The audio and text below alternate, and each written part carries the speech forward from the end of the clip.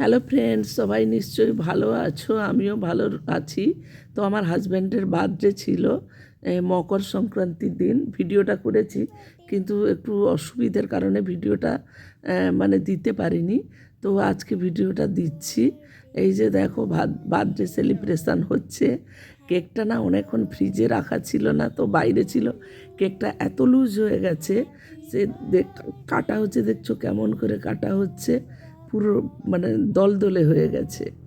ফ্রিজে রাখিনি কারণ ঠান্ডা লেগে যাবে কেকটা খেলে। তো এই যে হাত থেকে পড়ে গেল, সরি। আর একটা নতুন করে কেটে দেবে।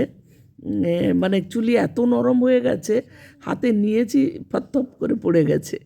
এই যে দেখো, হ্যাপি বার্থডে, আমার হাজব্যান্ডের বার্থডে। এই যে দেখো আমি আর কি বানিয়েছি তোমরা দেখো। মানে সব কিছু মানে আজকে খুব পরিশ্রম করে বানিয়েছি। তো সেই খাবারগুলো দেখাচ্ছি। আমার হাজব্যান্ড এখন কেক খাচ্ছে।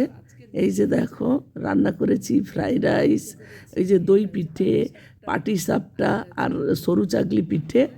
আর যেহেতু মকর সংক্রান্তি, আর পনির।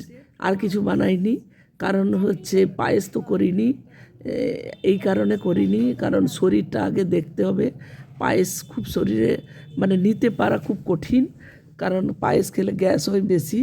কারণ ওই কারণে পায়েসটা করিনি। তো এইগুলো বানিয়েছি, যেমন দই পিঠে খেলে হঠাৎ করে গ্যাস হয় না, মানে টুকটাক বানিয়েছি।